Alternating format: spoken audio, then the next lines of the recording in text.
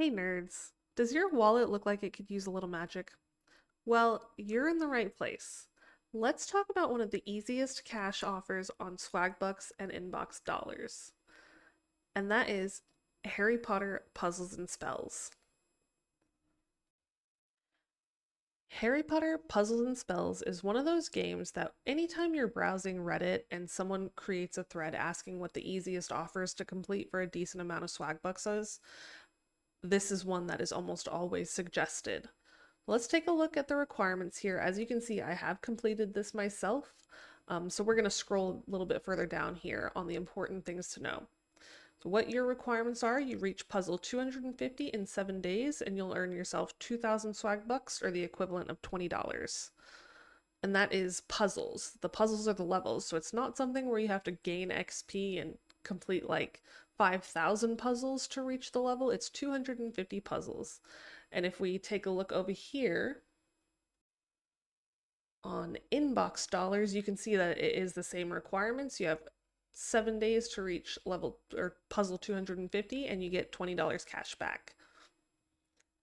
And so if you don't have InboxDollars, I like to have one of each just in case the app or the game offer you're doing isn't tracking on one. It might be tracking on the other, just so you can cover more bases there.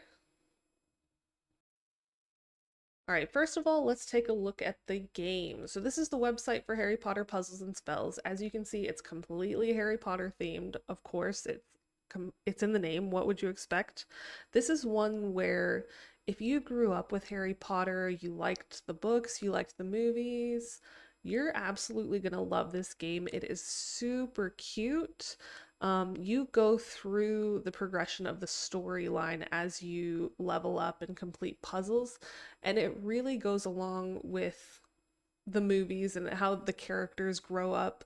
It was very nostalgic working through the levels here, and you actually get to be a student yourself.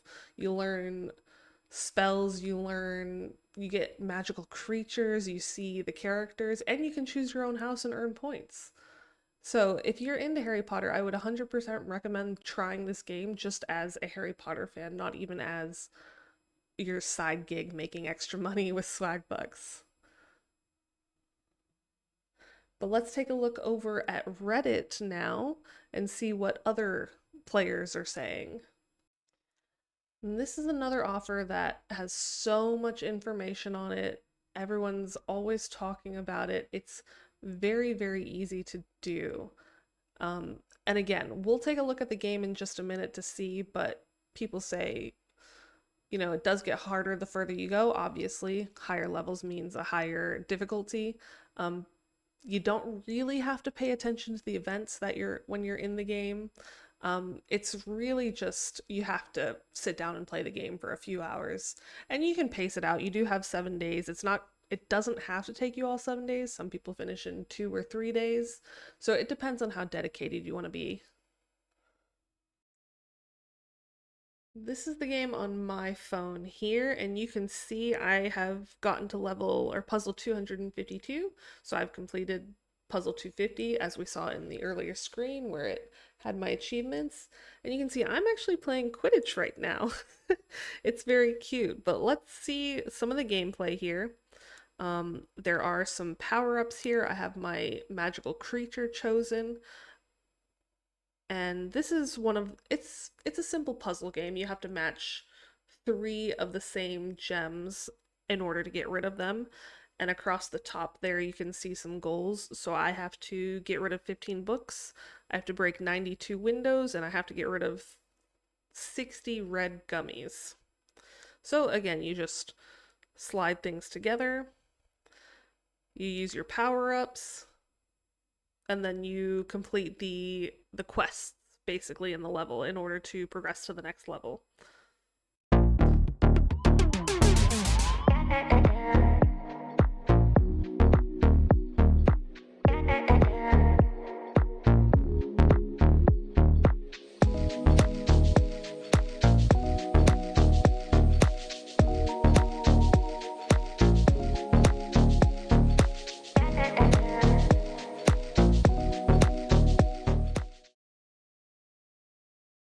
Great, so as you can see there wasn't anything too complicated. You just break the gems and then use your power-ups to clear the level.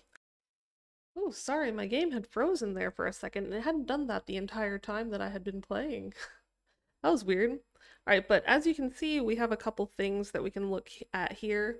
Up here on the right side, you'll have gold, coins.